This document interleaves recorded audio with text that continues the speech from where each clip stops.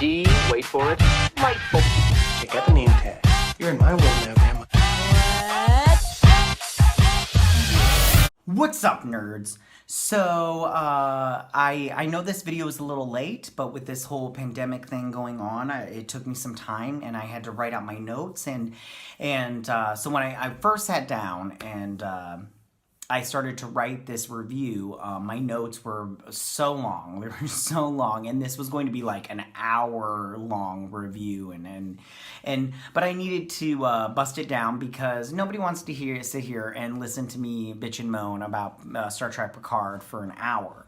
So I've decided to instead split it up and make 3 separate videos and everything. So for this video, I'm just going to go over season 1 and everything. But before I get started on that, I just want to say that if you like what I do here on YouTube and you enjoy independent content, please consider subscribing to my channel. YouTube recently did a bot and old account cleanse / purge, and there was a lot of collateral damage. And so consider liking, subscribing, and sharing my videos, and I thank you in advance. So let's get back to Star Trek Picard. Now, I just want to say, for this video, I'm not going to go through the whole season because I already did episodic reviews and you can check those out here and everything. But I want to go through this season and talk about the characters and their progression, or in some cases their non-progression, as characters, as people, and as, you know, and see them what they could be going further. So the first person I want to talk about is the main man himself, Jean-Luc Picard. And I just want to say, like, you know, as a retired Starfleet admiral and former captain of its flagship, the USS Enterprise, I just thought that the Star Trek Picard was in name only, the character in name only. I didn't feel that this was the Picard that I watched on the screen from the movies or the TV show. And I felt like he was a secondary character throughout this entire series. I didn't feel that he was the main character. I didn't feel that everything centered around him as a character. And I felt as a character, he didn't need to be in this show. This show did not need to be called Star Trek Picard. They did not need him for this show. So we start him off where he's at his chateau, and he resigned from Starfleet because they wouldn't help save the Romulans because their starships were destroyed at the Planitia shipyard. I can't remember all of it, what it's called and everything. And he's upset with them, so he gave them an ultimatum. And I get that he gave him an ultimatum, and I get why they said, fine, we'll take your resignation. They were like, you can't, one guy and everything. I do question Starfleet and their whole 13 system said they would leave if we helped the Romulans. Anyway, so Picard, throughout this entire show, he basically just gets yelled at most of the time. It's just, let's see how much we can yell at Picard. And then they sit there and talk about his hubris. And I want to know, what is his hubris? What, he thinks he's awesome? Tell me how he's not awesome. I'm sorry. People want to be all like, oh, you're cocky. Am I cocky or am I confident? And Picard is confident. He knows he did a good job in the past. Did he have faults? Of course he did. He's a flawed human being. But I think that his reputation speaks well more than his flaws. I think that he's done a great job, and they promoted him for it. He's an admiral, or was an admiral. So there's that. But anyway, so you get to him as a person and his morals, and he's got all these morals. Get rid of all the being yelled at kind of thing. So he's got all these morals and everything. And then all of a sudden, you get Girardi kills Maddox. And those morals go right out the door. He's all like, you're going to go to jail. And then at the end of the series, he's like, no, you're not. I'm fine with you killing Maddox. He needed to die. Which I go, why did he need to die? But we'll talk about that in another video. So there's that. Plus, you saw the whole time he was going to die at the end. I mean, and then he gets put into that golem, and they don't explain him as, is it Picard? Can he be hurt? Does he have super strength like Soji does?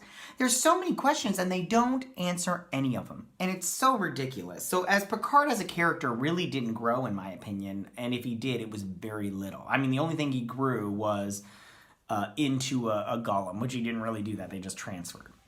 So the next person I want to talk about is Dr. Agnes Girardi. Now, this doctor is working for the Daystrom Institute, a division in advanced synthetic research And I just have to, and she was recruited by Dr. Bruce Maddox. Now, this character, in my opinion, is a straight up born murderer. She even says it at the end, something along those lines. I can't remember. I'm paraphrasing everything.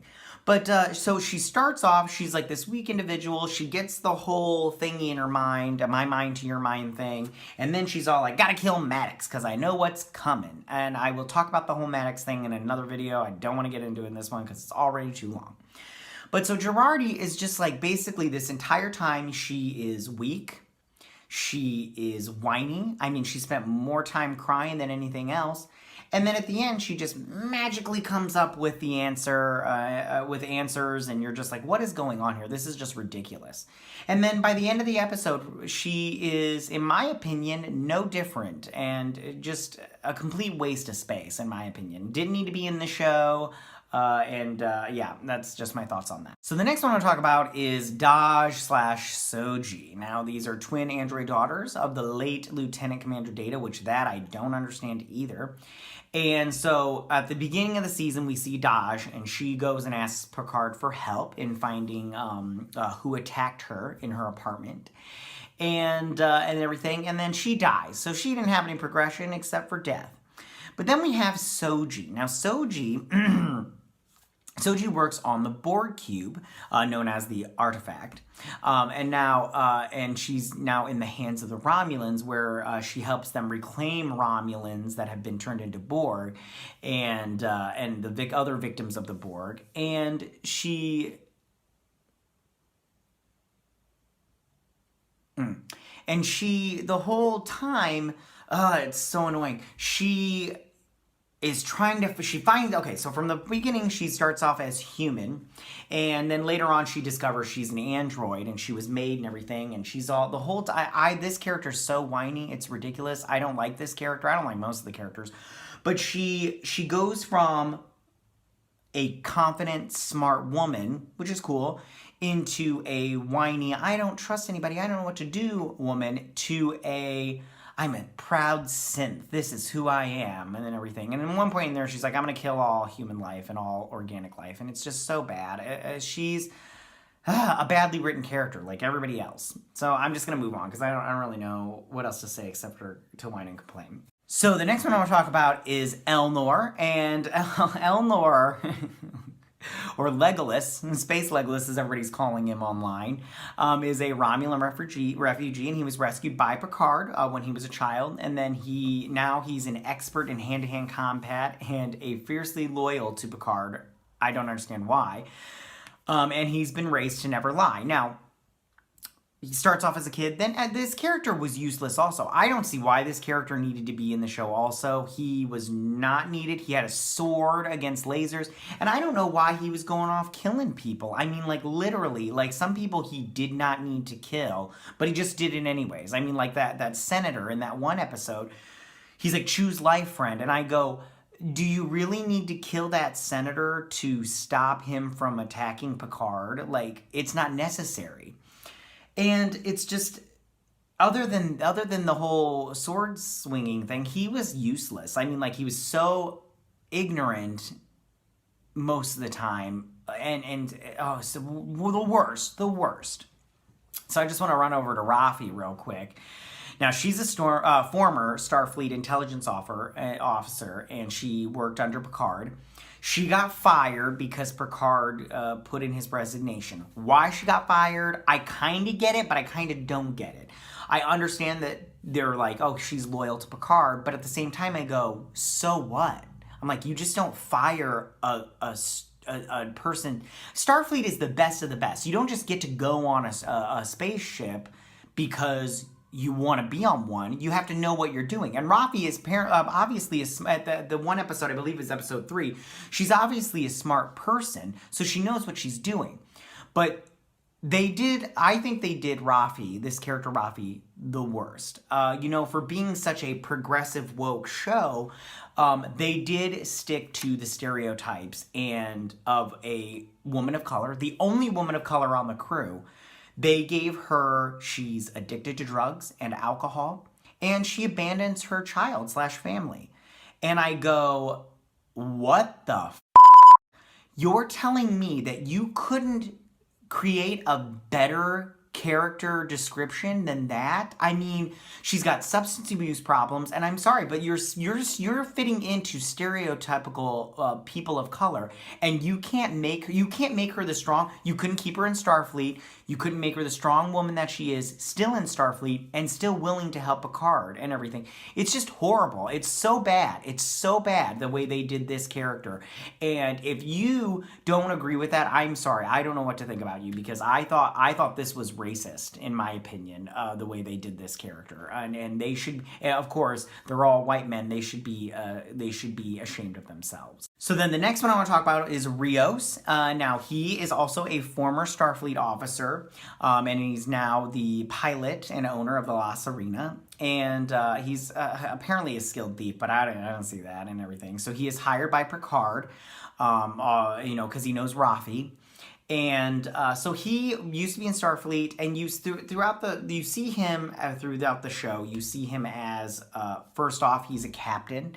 And then he slowly comes into his own, but not really. I mean, like, you did hear a little bit about his backstory and why he left Starfleet, because his captain killed himself, which I just go, you're weak sauce if you can't handle that, but whatever.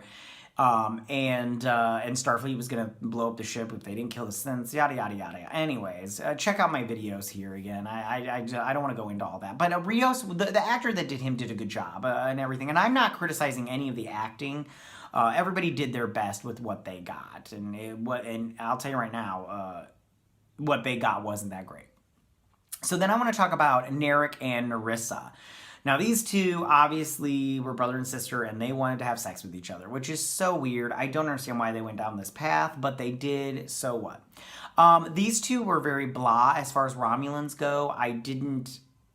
They weren't very smart, in my opinion, because they were trying to get all this information out of Soji, and then they finally did through meditation. I don't know. It's so weird.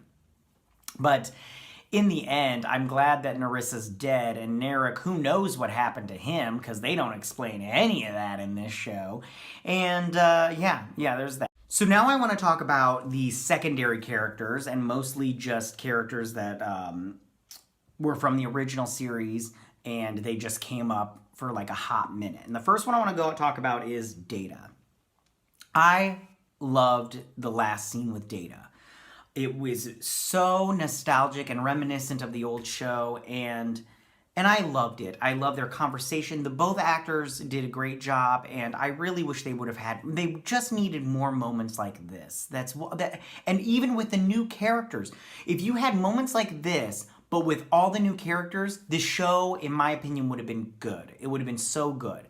But they didn't capture that. And maybe it's because of the actors and what we knew before about them. But even then, I just go, if it wasn't Data, and it was a kind of a different conversation, because you can have the same conversation with anybody else. But if you had that conversation with Rafi, a conversation just like that with Rafi, the show would have been so worth it. So I really liked Data. I thought that Brent Spinner brought it. He brought what he could to this role, and I thought he did an excellent job. And it was so great to see Data on the screen again. The next one I want to talk about is Hugh. Hugh, the guy that played Hugh, Jonathan I don't remember his last name, but Jonathan something, I can't remember. It was good to see him in there. I mean, they killed him, which I was like bummed about. I wasn't too bummed about it, but I wish they would have kept him alive, just because it was nice to see. It's always good to see familiar faces. But he did a good job, and I liked his character. I thought was good for this season and everything. I mean, minus the whole plot points and stuff they didn't explain. He did a good job, and I liked seeing Hugh on the screen. So then moving into that, talking about 7 of 9.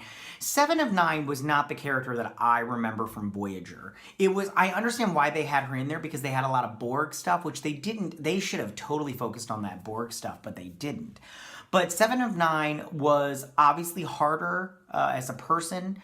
They just didn't explain why she was harder as a person. Yes, she lost Isheb, but I mean, she was a Fenris Ranger before that, so she was probably a tough chick before that. I'm just so confused as to what they were trying to do with her character. Did they just have her on there so they could have old characters, which is what I think they did. But I just go, why then? Why didn't you just... it's so stupid. It's so stupid. I don't understand this show, but whatever. Anyways. So the last two characters I want to talk about are William Riker and Donna Troy. I loved seeing them back on the screen. The episode that they were in my opinion, was pointless. But at the same time, seeing them converse, the only thing that I didn't like was when Donna Troy yelled at Picard for making a joke with Soji. I felt that it was not needed. Also, the Soji getting upset about that joke was not needed. And it was not particularly acted well, but, you know, like I said before, they did the best they could. But seeing Troy and seeing Troy and Riker, it's William Riker, but seeing them on the screen was great. And I love seeing Riker in that captain's chair. That was great. I really enjoyed that. It was so good. So those are all the characters I'm going to talk about, just because this can't go on forever and everything. And I kind of went off my notes and everything. I just, said some stuff off the cuff. But anyways, tell me, what did you guys think about this season? Did you like this season? Did you not like this season? I have another video coming up after this about the stuff that they just drop, plot points and storylines that they just dropped in the season and everything, and we didn't get any answers for them. No explanation for any of it. You can check that out after this and everything. This kind of fits into it. But go ahead and leave all your comments. I know you're going to hate me for it, but I'm sorry. This show was not good and the characters were bad. All of them. They were all bad. And everything. Anyways, leave your comments in that section down below. If you like this video, go and hit that like button. You know, I won't mind. If you're new to my channel, please hit that subscribe button. I greatly appreciate it. And I will see you guys on the next Star Trek video. You guys have a good day. Bye.